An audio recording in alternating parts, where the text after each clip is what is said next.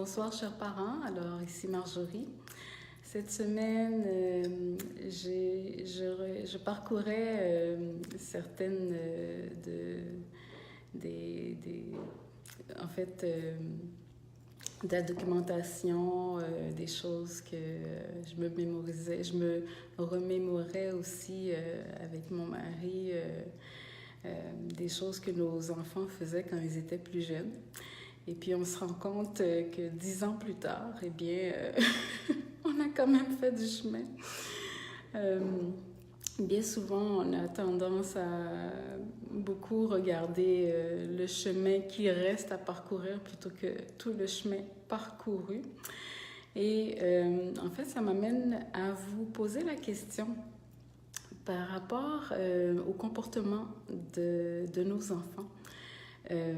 Quand on regarde, par exemple, je me souviens très bien, mes enfants faisaient de l'écolalie, beaucoup d'écolalie, mais nos deux enfants en fait.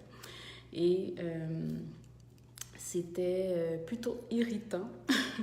C'était irritant, on se posait beaucoup de questions. Est-ce qu'ils vont toujours se comporter de la sorte? Est-ce qu'ils vont finir par tenir une conversation? Et maintenant, je peux sourire par rapport à ça parce que on a fait du chemin et oui, Dieu merci, on arrive à converser. Et donc, l'écolalie s'est atténuée jusqu'à disparaître, mais soyons honnêtes, ça a pris du temps. Ce fut un chemin de longue haleine. Donc, tout ça pour vous poser la question, en fait, et si? En fait, la question que je vous pose, c'est et si les comportements, certains des comportements de nos enfants étaient justement une porte d'entrée vers leur univers ou une porte vers laquelle eux-mêmes ils pourraient nous mener à un certain type de communication avec eux pour justement faire en sorte que, nos deux univers se rencontrent finalement de façon à pouvoir établir une communication beaucoup plus fluide entre nous.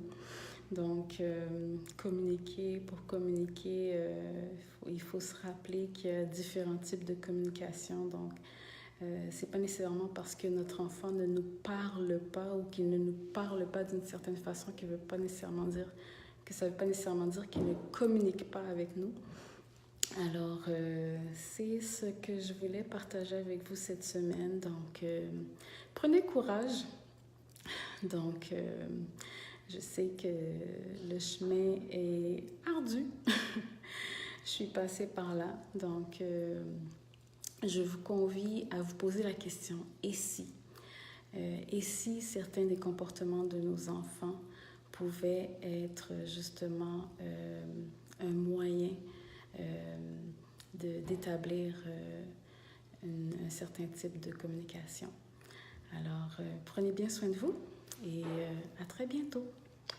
Au revoir.